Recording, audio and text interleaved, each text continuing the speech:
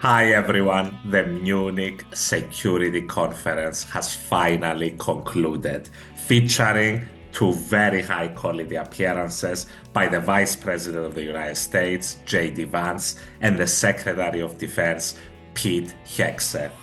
Presumably, the big one, Lord McNuggets, couldn't make it because he was too busy trying to annex lands that aren't his. Why should the king take in the Palestinian people? He's made clear he doesn't want to. Well, I don't know, but he may have just something to say because we discussed just briefly. I think maybe you want to say it now, or Well, Mr. President, I think we have to keep in mind that there is a plan from Egypt and the Arab countries. We're being invited by Mohammed bin Salman to discussions in Riyadh.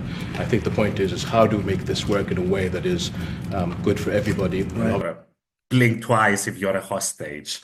But Munich, back to Munich, to what I will describe as the Trump administration's opening salvo vis-à-vis their European policy, delivered by two titans of American politics, Pete Hegseth and J.D. Vance.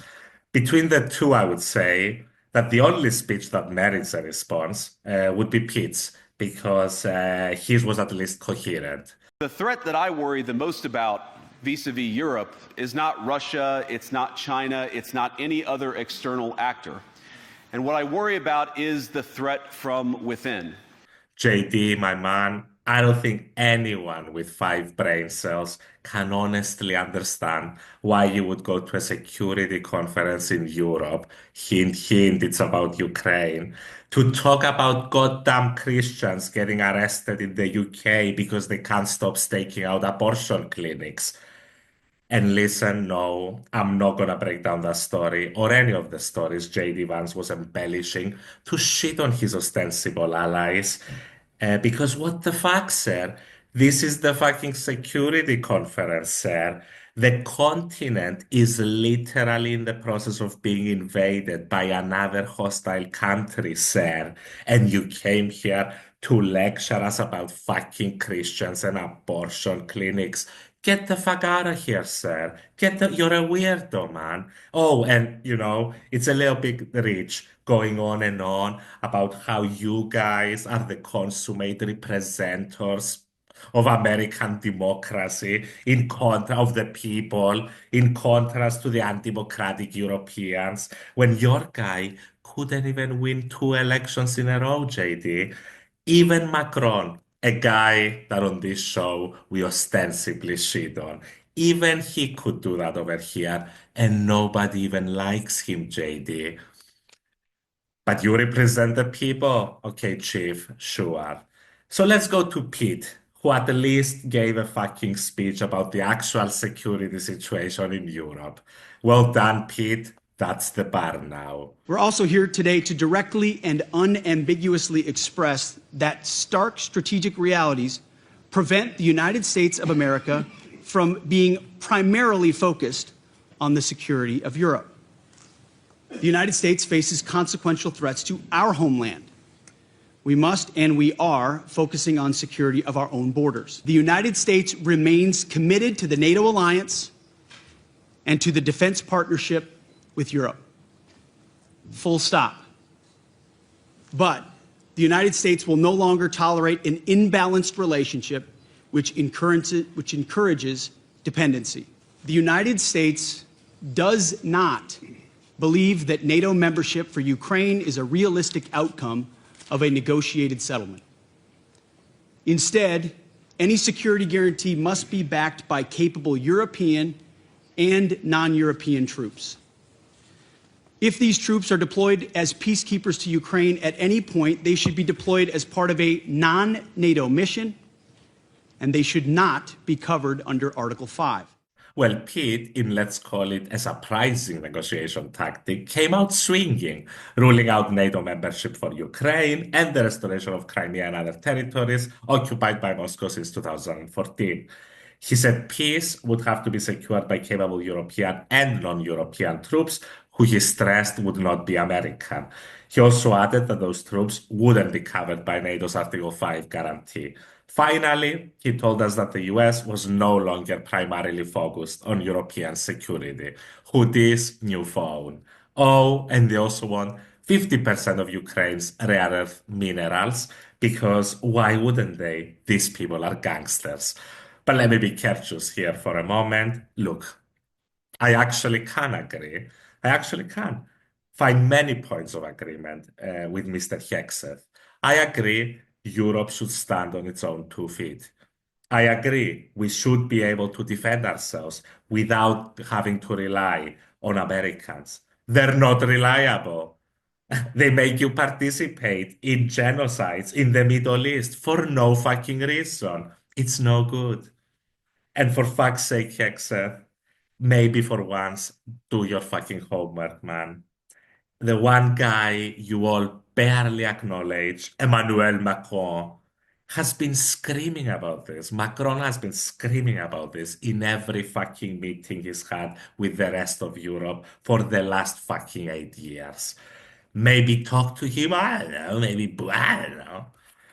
Anyway, the one silver lining from all this is that it appears it's starting to finally dawn on the Germans that this transatlantic BFFs thing might be nearing its end. And maybe, just maybe, we should actually be independent in our decisions as a continent. Just a thought. However, regardless of what you feel about Europe being able to protect itself, this, even the most optimistic among us would agree, is more of a long-term plan. Europe guaranteeing the security of Ukraine right now while Donny Boy collects the minerals. I struggle to see that working out for anybody but Lord McNuggets, which I guess is what makes him a master deal maker, but only if you don't give a shit about anyone involved in the deal.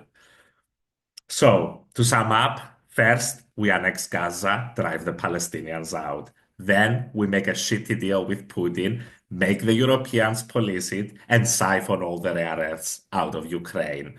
What's next? Make Canadians invade Greenland and then take 50% of their maple syrup? Who knows? The possibilities are truly endless when you master the art of the deal. Masterstroke of political genius, great sir. So hello, Masterstroke. George. Hello. Hi. Here's He's my been listening patiently to my analysis of him, and now he fulfills his promise by offering his own thoughts. Thank you, Luigi. Thank you a for your load of patience. bullshit. Usually, so here's my little summation of Trump's masterful political moves. Here's the peace deal, right? Ukraine, we're gonna let Russia win bigly because Putin is so strong and we love him. He's amazing. He holds that country with an iron fist. And here's the best part, George. The Europeans we're gonna outsource the cleaning up of this mess to Europe. The Europeans are gonna fix the mess. They're gonna do it. It's in Europe. The mess is in Europe. They'll fix the mess, police the border, and I keep the rare earths, and the Europeans pay me tariffs as tribute for my genius. For his greatness. Namaste. Nice, namaste. I mean, agreed. I mean, the guy off the charts, deal making on another level. Well, when you've done deals your whole life, it just comes naturally to you. I don't know. Do you think this working out, this idea of the Europeans policing this? Zelensky was like, there are no real guarantees without American guarantees. Zelensky is obviously trying to tie the whole minerals thing with security. He won't even give him, Luigi, security guarantees for the minerals. Dude. Ukraine doesn't even get to sit at the table for this peace deal. It's been done without them. Like the Russians and the Americans are brokering a deal behind closed doors with the Ukrainians not getting a say. And that's pretty expected, right? I mean, it's what we've been saying for months. You stop the supply of arms, the Europeans are not going to fill that gap. So the US is the only place that matters in this calculation. The Russians are going to get what they can. They're going to play tough and act tough, obviously.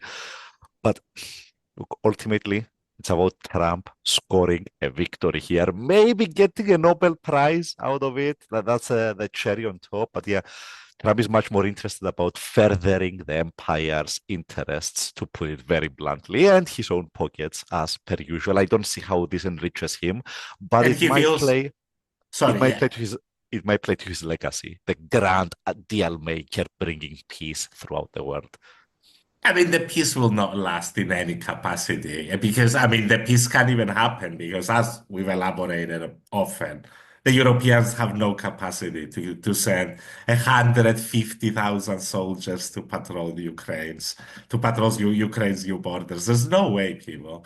The German army at this point is like three guys with a slingshot. Yeah. I'm And I simplifying. mean, so I mean, how does this even go into effect?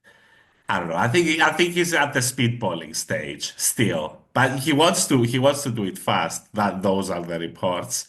I don't know what European countries he's gonna get to police the border, maybe like a combination of French and German troops, in all seriousness. If the UN has no role in this and there's no actual buffer zone from the UN, I don't know if the Europeans are willing to do it, but at the end of the day, I don't think they get a say either. I mean, it's true. I mean, I mean, it's clear that in Trump's representing the United States as it stands at the moment, worldview, is the Europeans are not allies. It's just other countries on the other side of the Atlantic that he thinks he's just subsidizing for no good reason. So, I mean, why not have them just fucking hash it out? Who gives a shit in Trump's mind? I What think happens between the Russians and the Europeans? I think Trump is rightly reading the Europeans as being weak when you've been Oh, he's providing right. security. Yeah, I mean, when you've been providing security to a 100%. continent for 70 years, you've got them by the proverbial testicles, and They've done everybody it. I knows. mean, there wasn't a Europe standing after the Second World War, but they've divided Europe before. I don't know how tariffs play into all of this. Like when you're threatening Europe with tariffs all day, and then you're Yeah. like, by the way, you're gonna police the border. I mean, I mean, I it's mean, kind he's of threatening catchy. tariffs on everybody. So far, I would say more bluster than actual action on the tariffs, because Trump, even at his most, let's say, delusional, comprehends that it's going to hit the economy if he starts slapping tariffs everywhere. Even the great Lord McNuggets gets this. By the way, the Russian foreign minister is already talking about the lifting of sanctions once Yeah. a deal gets done. And he's like, I wouldn't worry about sanctions too much. They can be lifted equally quickly as they were implemented. God knows what Trump has promised to them at this point, and behind closed doors, obviously. Probably Gaza. No, that's ours. We're gonna rebuild it.